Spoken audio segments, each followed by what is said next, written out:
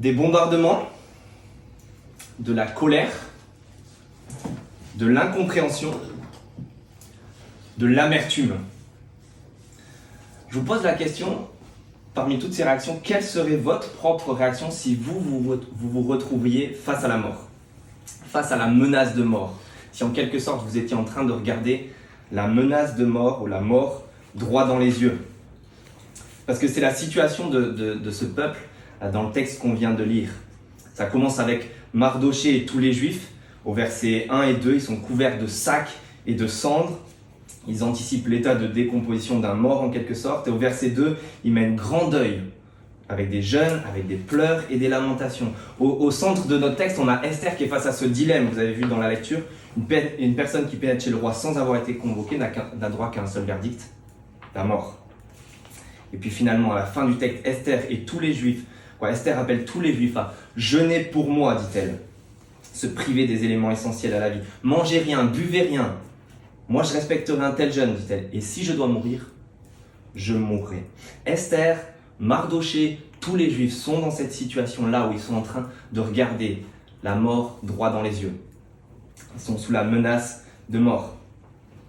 Et la fois dernière, si vous vous souvenez, je vous racontais l'histoire de cette Ukrainienne que j'ai rencontrée qui s'est retrouvée à regarder la mort droit dans les yeux, elle aussi, elle et sa fille même, les soldats russes à sa porte. Sa fille le corps de son voisin qu'elle connaissait bien allongé sur le sol, sa fille qui s'est retrouvée avec un canon de char d'assaut russe pointé sur elle. J'aimerais juste qu'on démarre en se mettant en quelque sorte dans ses bottes et que vous imaginiez si vous étiez en train d'être face à cette menace de mort, la regarder dans les yeux, si elle vous regardait dans les yeux, si vous vous retrouvez face au diagnostic qui vous laisse juste quelques mois, si vous vous trouvez face au scan qui révèle bien ce cancer, cette métastase que vous redoutiez tant, si vous vous retrouvez face à la perte d'un ami, d'un proche, d'un parent, d'un enfant, voire d'un bébé, si on se retrouvait face à la mort de centaines et même de milliers de Bordelais qui s'en vont dans une éternité sans connaître Dieu, sans connaître la bonne nouvelle de Jésus-Christ, quelle est notre réponse? Parce qu'on va voir aujourd'hui, on avance maintenant dans cette histoire, et ce qu'on va voir, c'est la réponse du peuple de Dieu. Vous avez vu, tout notre texte, en fait, c'est un échange, un dialogue entre Esther et Mardoché. C'est une sorte de ping-pong. Et Esther, en fait, au début du texte, Esther, à la fin du texte, se retrouve là où Mardoché était au tout début. Et cet échange de ping-pong, en quelque sorte, c'est en fait un passage de relais. Mardoché, il termine son action, tout ce qu'il peut faire. Il termine là où Esther commence, c'est-à-dire sur les genoux, dans la dépendance à Dieu, comme on l'a exprimé dans notre vision, dans la dépendance à Dieu, dans la prière. C'est ce que vit ce peuple-là, et il le vit vraiment. Et c'est ce qu'on va voir, et ce que je vous propose de voir, c'est que face à la mort, face à la menace de mort, la réponse du peuple de Dieu, elle commence, et même on pourrait dire elle continue et se termine même, encore et toujours sur les genoux. Face à la mort, la réponse du peuple de Dieu commence et continue sur les genoux. Mais on va voir ça un peu plus en détail. Dans tous nos textes, on va voir ça en quelque sorte, cette réponse en 3 étapes. Et ces 3 étapes, c'est s'humilier avec fermeté, persuader avec discernement, et puis se sacrifier avec intercession. Ça, c'est un peu les 3 étapes qu'on voit chez Mardoché et chez Esther, leur réponse face à la menace de mort qui pèse sur eux.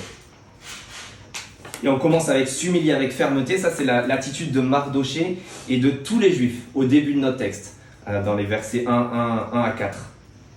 Ça se voit dans leur accoutrement et ça se voit dans leur discours. Vous avez vu leur accoutrement, celui de Mardoché, verset 1, il déchire ses habits et se revêt de sacs et de cendres. Seul cas où c'est pas une insulte de lui dire qu'il est habillé comme un sac, parce que c'est fait exprès en fait. Et c'était le cas pour tous les Juifs. Au verset 3, ils ont même pour lit le sac et la cendre. Ils sont en train d'anticiper, d'illustrer de manière un peu ostentatoire le moment où ils vont vraiment retourner poussière. Ils vont vraiment retourner 6 pieds sous terre, on se couvre de cendres. Ça, c'est leur accoutrement. Et puis leur discours. Si vous aviez croisé Mardoché habillé de son sac et de sa cendre dans la rue, vous n'auriez pas eu besoin de lui demander pourquoi il était habillé comme ça, parce qu'il vous aurait crié, verset 1, il vous aurait crié son amertume. Vous avez vu, il sillonnait la ville en criant son amertume. On n'a même pas besoin de lui demander. Et c'est pareil pour tous les Juifs. Verset 3, les Juifs menaient grand deuil avec jeûne, pleurs, lamentations. On exprime le deuil, on exprime la mort. Et ça se voit dans ce qu'ils disent. On ne mange plus, on se prive des éléments essentiels, tout ce qui permet de maintenir un faible pouls, un faible rythme cardiaque, une lueur de vie. Pensez à ceux qui sont en état de siège, privés des éléments essentiels d'eau et de nourriture. Ça, c'est ce qu'ils vivent. Et en fait, il y a une grande ironie, on commence à connaître ça, il y a une grande ironie et un grand changement que l'auteur il veut nous montrer dans l'attitude de Mardochée. Ce Mardochée, c'était celui, si vous vous souvenez, qui taisait son identité et même qui ordonnait à Esther de la taire. Chapitre 2, versets 10 et 20, par 2 fois, on savait qu'il ordonnait à Esther de taire son identité. Ce Mardochée taisait son identité et là, il la crie à plein poumon. Verset 1, il crie son amertume pour le décret de mort qui pèse sur les Juifs et donc il est en train de crier son identité sur tous les toits. Une attitude tellement ostentatoire, même verset 2, qu'il est en train d'aller aux abords de la porte du roi, le crier pour bien se faire entendre. Et c'est un tel changement que ça surprend Esther. Verset 4, vous avez vu, elle en est toute bouleversée, les rôles s'inversent. Lui, il lui disait avant de taire son identité pour ne pas faire trop de vagues. Là, c'est elle. Verset 4, elle lui fit parvenir des vêtements pour ne pas faire de vagues. Elle veut qu'on ne se fasse pas remarquer. Elle est en train de dire à Mardochée, change-toi, qu'est-ce qui te prend ? Avant, c'était lui qui lui disait ça, maintenant c'est elle qui ne veut pas se faire remarquer. Mais maintenant, son attitude à Mardochée a changé. Fin du verset 4, il refuse. Il ne veut pas, il refuse de se taire, il refuse de cacher son identité. Ça, c'est le grand changement dans l'attitude de Mardochée. Et l'autre grand changement, c'est avec la fois précédente. Si vous vous souvenez, l'histoire qui se passait dans le chapitre 3, c'était que Mardochée n'a pas voulu s'abaisser devant Aman. Il n'a pas voulu s'abaisser devant Aman. Et ici, Mardochée, il refuse d'être relevé en quelque sorte. Il s'abaisse, il s'humilie, il se couvre de sacs et de cendres et il refuse des habits qui lui permettent de se relever, sortir de son attitude de deuil. Parce qu'il refusait d'être abaissé devant Aman, chapitre 3. Ici, il refuse d'être relevé devant Dieu. Il est en train de rester et il tient ferme dans sa posture de rester humilié, abaissé devant Dieu. C'est la posture qui convient devant Dieu. Et Mardochée reste dans cette posture-là. C'est ce qu'on voit à la fin du verset 4. Il s'humilie et il le fait avec fermeté. Imaginez ces réflexions qu'on peut connaître. Ta foi, oui, non, ta foi, c'est bien. Mais est-ce que tu penses que tu es quand même obligé d'aller à l'église tous les dimanches ? C'est bien pour toi, mais c'est pas nécessaire non plus d'en parler, de le faire connaître aux autres. Tu es en train de lire la Bible, c'est très bien de lire, mais tu lis la Bible et tu pries tous les jours. Incroyable ça. Tu peux bien t'en passer un peu. Non, en fait, ici, Mardochée, lui, il est en train de s'humilier, c'est sa posture devant Dieu et il le fait avec fermeté. Et c'est comme ça que tout commence pour le peuple de Dieu. Voilà la posture pour tout croyant même, digne de ce nom. Parce que c'est de dépendance à Dieu dont il s'agit, il est en train de s'humilier, de s'abaisser, mais c'est une dépendance envers Dieu qui est sous-entendue. On commence à connaître cet auteur qui ne mentionne ni Dieu, ni même toute activité religieuse. On avait dit ça lors du survol. Mais vous vous souvenez qu'il nous glisse subtilement des petites références.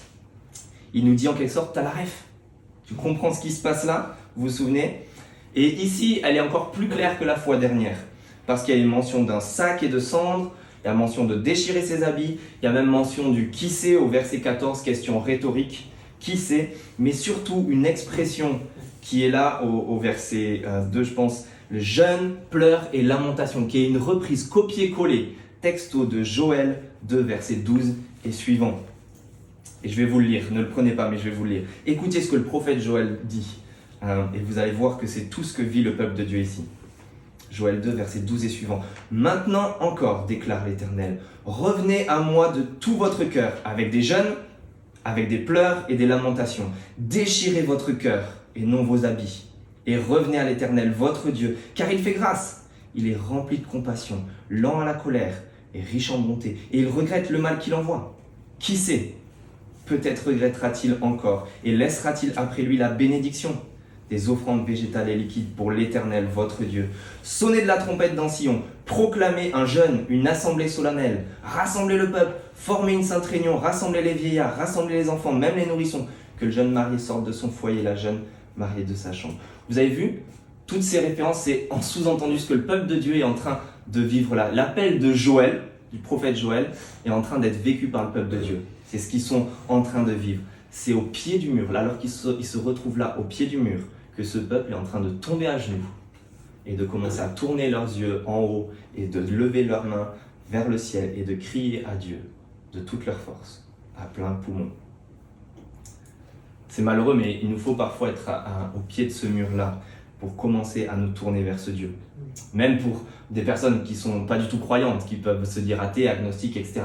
C'est ce moment-là où parfois on est en train de traverser la douleur, les épreuves, les larmes, pour qu'on se mette à rechercher ce Dieu.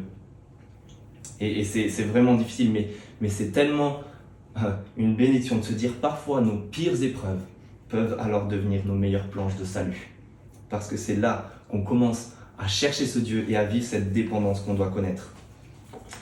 C'est pour ça qu'on va chercher à le vivre et que ça reste pas un slogan sur notre flyer. J'étais ravi d'entendre par l'une des personnes d'entre vous, d'entendre qu'on était en train de vivre ça, que ce n'était pas un simple slogan sur un papier de la dépendance dans la prière, mais qu'on était en train de le vivre. Mais on peut en faire encore plus, on peut encore plus tomber sur nos genoux et réclamer l'action de Dieu. C'est pour ça que commencez à me connaître et aujourd'hui je vais me forcer à être plus court, on ait vraiment le temps de prier derrière. C'est pour ça que la semaine prochaine on va prendre encore un repas en commun et qu'on va prendre le temps derrière ça de prier ensemble. Pour ça qu'on on veut mettre en place un programme de prière, qu'on a une sorte de calendrier hebdomadaire sur les flyers, mais aussi cette habitude qu'on commence à prendre d'une prière par mois, qu'on va essayer de prier tous ensemble en église et que je vous invite à faire. C'est pour ça qu'on va aussi qu'on prie pour ces personnes bordelaises qui nous entourent, qu'on s'est donné le défi de dire pendant une année, on va prier pour au moins 5 personnes qu'on connaît autour de nous, 5 catégories de personnes, nos voisins, des amis, des personnes qu'on commence à connaître au travail, parce que c'est la meilleure chose qu'ils peuvent faire, de rencontrer ce Dieu et connaître cette bonne nouvelle de Jésus-Christ. Et nous, on veut être au pied du mur, en train d'élever nos mains et nos voix pour eux. C'est pour ça qu'on va chercher à faire peut-être un premier événement où on va inviter des gens pour leur faire connaître la bonne nouvelle de Jésus-Christ à Noël, autour du 17 décembre. Et on va essayer de leur faire connaître ou de présenter cette planche de salut la plus merveilleuse qu'il y a dans toute la Bible et dans toute l'histoire. Parce que même si on n'a pas conscience d'être au pied du mur, même si on n'est pas en train de le vivre personnellement dans nos propres vies, en réalité on est au pied du mur.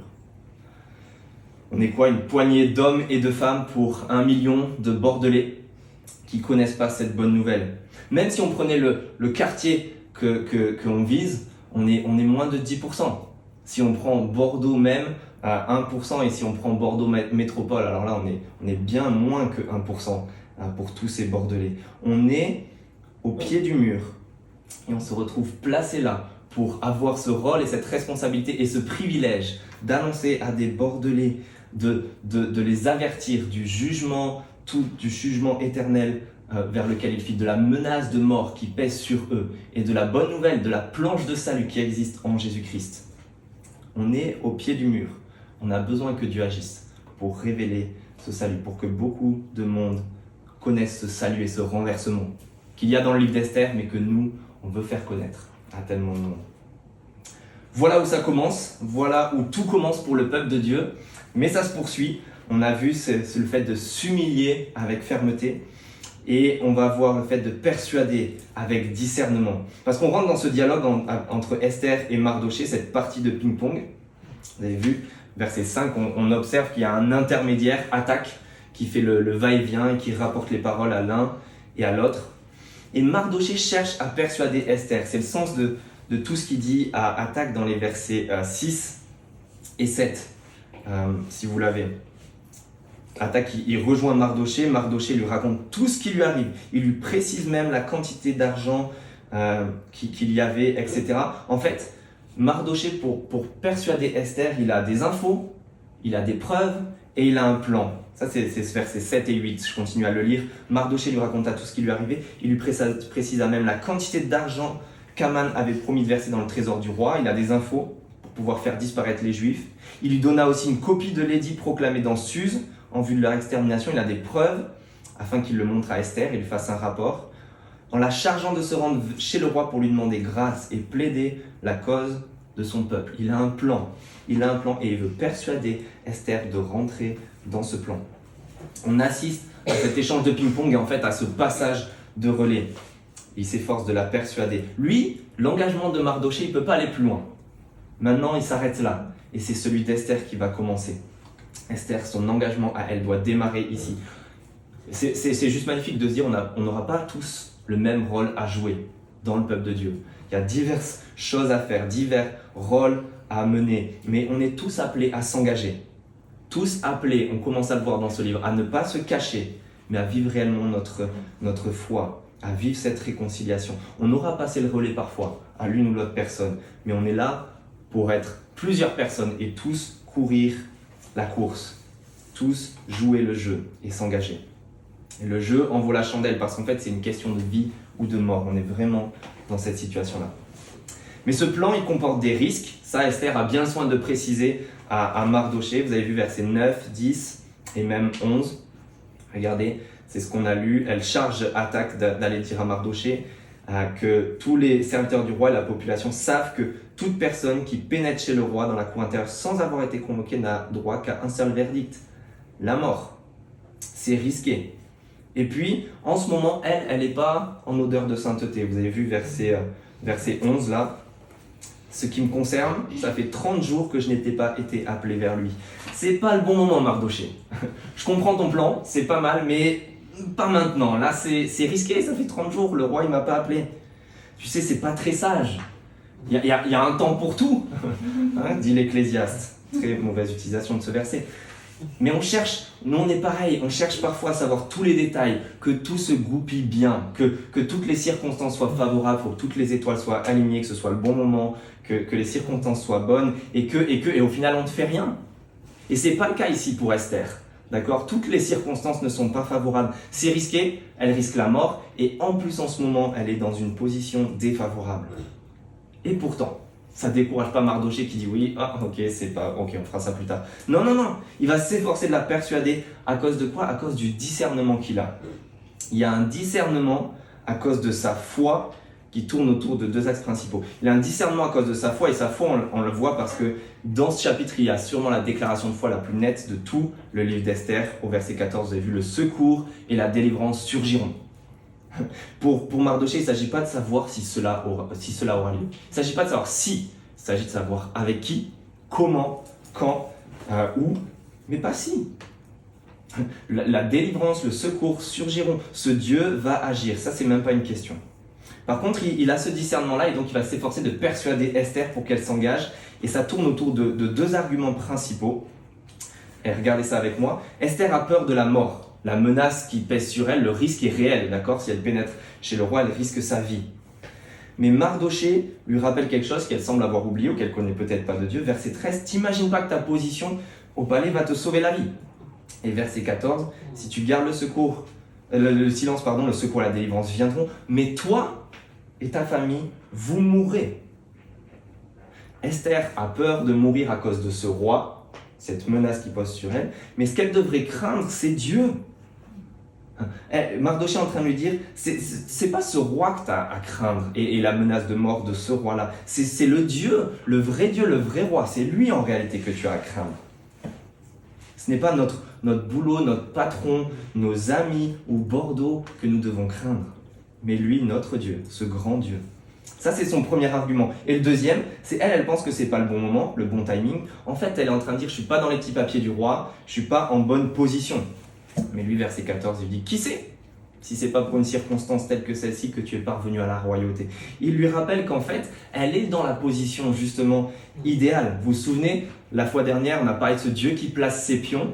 Elle pense ne pas être en bonne position et lui, il lui rappelle, mais si justement Dieu t'a placé là, et ce n'est pas pour rien. Ce n'est pas pour rien.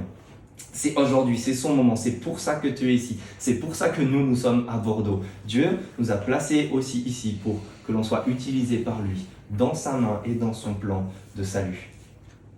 Esther voit les circonstances, elle voit bien la réalité, mais elle la voit en 2D. Mardochée, lui, il a du discernement, il voit en perspective, il voit en 3D, il voit plus loin la réalité cachée de ce Dieu qui est en train d'agir. avec sa main cachée et qui va effectuer ce grand retournement, ce renversement dans le livre d'Esther, vous vous souvenez, et qui va accomplir son salut. Sa foi à lui rend la vue. On pense souvent que la foi c'est aveugle, vous savez, c'est un saut dans le vide, mais c'est tout le contraire. La foi, elle permet de bien voir. On voit ce Dieu caché, on voit ce qu'il va faire et son action. Ça nous rend la vue et on est prêt à s'engager derrière lui. Et c'est souvent lorsqu'on est sous pression comme Esther, en quelque sorte, qu'on voit ce qu'on a dans les tripes, qu'on voit l'état de notre foi. Quand on est sous pression comme elle, on y voit clair. Est-ce que notre foi, à quel niveau en quelque sorte est notre foi? Est-ce qu'on y voit clair? Est-ce qu'on est ces croyants véritablement, même quand les circonstances ne sont pas tout à fait favorables? Quand on est confronté à un choix, à un risque, à une tentation, à la pression d'un groupe. Pour Esther, il faut reconnaître que ce n'est pas du tout facile. En fait, maintenant elle est installée, vous savez, elle a traversé cette période totalement horrible où elle était utilisée, etc. Elle a traversé tellement de choses dans sa vie et ça y est, maintenant elle est installée, enfin, un peu de répit, un peu de souffle, le confort du palais, après tout ce qu'elle a traversé. Est-ce que maintenant, imaginez-vous à la place d'Esther, est-ce que maintenant elle devrait lâcher tout ça? Est-ce qu'elle devrait tout abandonner, risquer sa propre vie alors qu'elle vient d'en être sauvée et que c'était risqué pour elle? Tout ça pourquoi? Pour suivre Dieu? Pour s'engager? Ça ne va pas la tête, pourrait dire Esther. Et pourtant, Mardochée lui dit c'est la meilleure chose que tu as à faire. Même si ça ne paraît pas. Même si on ne dirait pas, c'est la meilleure chose que l'on ait à faire, de nous ranger du côté de Dieu. Et souvent pour nous, on se retrouvera face à ce choix-là aussi. Notre confort, notre propre vie, ou suivre ce Dieu. Et bien souvent, il s'agit de renoncer. Renoncer à une carrière, renoncer à un salaire, renoncer à une avancée, une promotion, renoncer à une passion, renoncer à un lieu de vie, renoncer à un amour. C'est pas facile. Et ça fait mal. Surtout si on est bien installé. En fait, plus on va être installé, plus on va être bien installé, plus on va être confortable, plus ça fera mal, parfois, de renoncer et de suivre ce Dieu. Et c'est pour ça qu'on arrive à se sacrifier avec intercession, la dernière partie. C'est pour ça qu'Esther, comme nous, on a besoin des autres. On a besoin de ne pas être seul. Esther a besoin de tout le reste de son peuple pour prendre cette décision. Elle a besoin de toute l'ampleur des ressources humaines qui sont à sa disposition et toute l'ampleur de leur effort possible. L'ampleur des ressources humaines, regardez verset 15-16, va rassembler tous les Juifs. Jeûnez pour moi.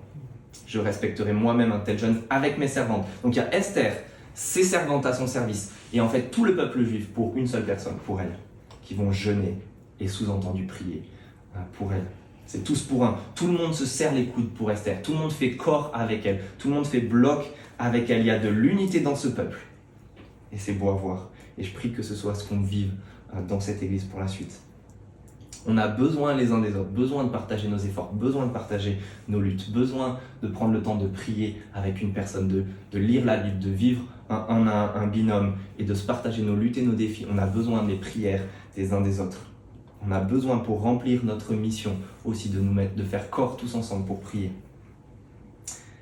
Et puis elle a besoin de toute l'ampleur des ressources humaines et elle a besoin de toute l'ampleur de leur effort possible.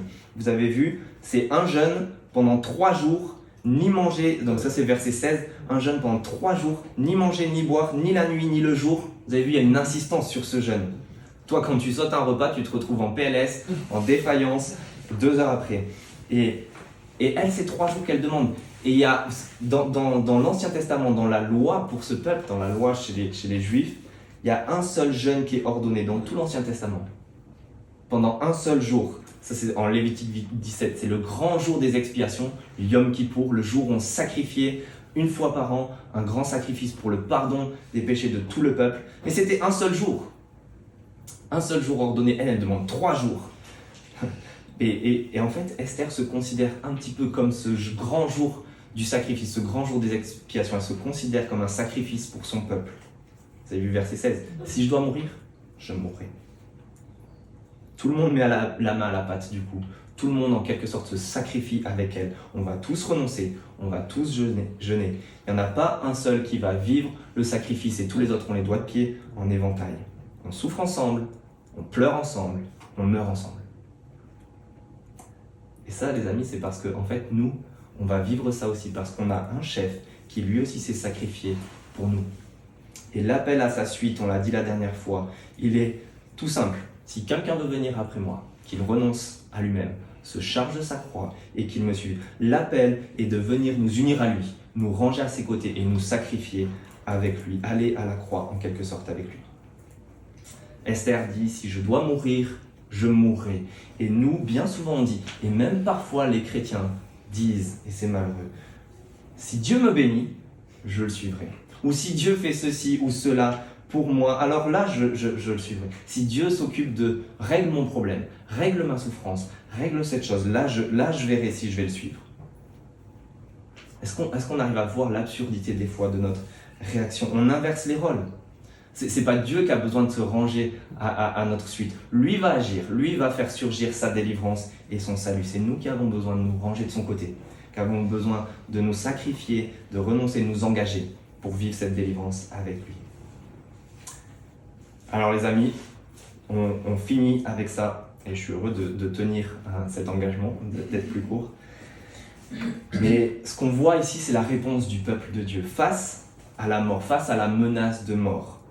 Notre réponse commence et se termine sur nos genoux, en train de dépendre de Dieu, de crier à lui. Voilà où on commence, et plus précisément. Et ça va être notre réponse, je le prie. Face à la menace de mort, on commence en s'humiliant avec fermeté devant ce Dieu. On continue en persuadant avec discernement, et on finit en se sacrifiant avec intercession. Tout ça parce que ce Dieu caché dans le livre d'Esther, il va délivrer, il va sauver, il va tout renverser. Vous vous souvenez de ce geste qui résume le livre d'Esther? Il va le faire, il va accomplir sa délivrance. Et en réalité, ce livre d'Esther et ce texte, il nous parle même d'un salut bien plus grand que la délivrance de nos petits maux du moment, de nos petites souffrances. Il parle du salut ultime face à ce pire ennemi qu'on voit dans ce texte-là, notre pire ennemi qui est la mort. Il parle d'un salut ultime qui changera notre deuil en fête, notre tristesse en joie, nos larmes en rire, grâce à quelqu'un qui n'a pas seulement porté le sac et la cendre pendant 3 jours, qui n'a pas seulement jeûné pendant 3 jours, qui n'a pas seulement privé de nourriture pendant 3 jours, mais qui a réellement été 6 pieds sous terre, dans la poussière, dans un tombeau pendant 3 jours. Quelqu'un qui l'a vécu à notre place et qui, au bout de 3 jours, comme on verra la semaine prochaine, Esther en quelque sorte, 3 jours après, revêt ses habits royaux. Nous, on a un roi qui, 3 jours après avoir été dans la mort, s'en est relevé, l'a vaincu, est devenu le roi et emporte avec lui tous ceux qui se mettent au bénéfice de son œuvre, tous ceux qui font confiance en lui. Il leur permet de vaincre la mort aussi. Et il a commencé à faire ce renversement. Ce Jésus-Christ qui s'est sacrifié pour accomplir le salut de tout un peuple. C'est lui qui a commencé ce grand renversement, qui est en train de le continuer aujourd'hui, qui veut le faire connaître à tellement de Bordelais. Et nous, à sa suite, on va commencer comme ça, sur nos genoux, en train de s'humilier devant lui, avec fermeté, en train de persuader avec discernement et se sacrifier avec intercession. Je vous propose de prier pour nous, et puis après on prendra du temps en prière tous ensemble.